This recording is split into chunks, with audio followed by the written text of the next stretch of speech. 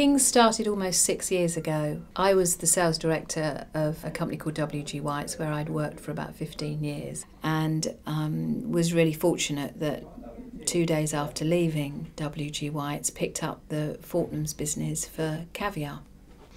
So I found a unit just around the corner from where we are now. White's had sold sort of caviar and foie gras and smoked salmon, so I really mirrored that. So we started with caviar and foie gras and smoked salmon. And we were incredibly fortunate that George Brooke, who one of the oldest foie gras companies in the world, 5th generation, they decided to move with me, and I've worked with them ever since, selling their foie gras. And then it really grew. I don't think I'd thought about ever selling anything else. I'd really just thought I would continue with the sort of White story, but under my own name. And it grew, and people started to approach me.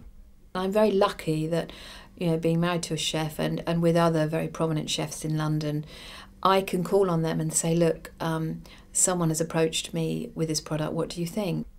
Alessio Tesori, who is the owner of Amade Chocolate, I met him at a dinner party, and he said to me, Laura, you sell the finest food in the world, would I sell his chocolate? And at that time, as I said to him, I know nothing about chocolate. We were building a freezer and we converted it to a chocolate fridge. People will always pay for quality, I think, and I think that's what King's has, and I think that's what obviously Laura delivers, you know what I mean? She's very individual.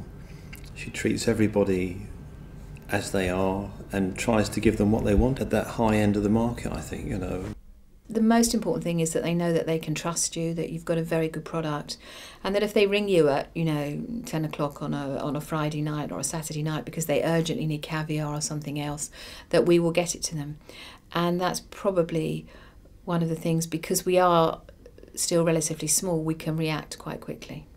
Things appear at home, suddenly something's in the fridge or on the kitchen table, we've got to try some oils, or we've got to try a jam, or we've got to try an exclusive pickle that somebody's come up with from the middle of the mountains or something, so there's often something to try, or a bit of caviar, I suppose we're like a mechanic's home. There's always this plugs on the table, whereas there's often a little tin of caviar in the fridge.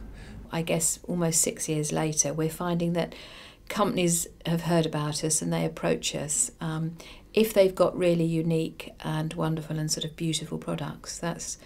And because we supply all of the sort of 5-star hotels and Michelin-star restaurants with products, so a lot of people have started to approach us to work with them.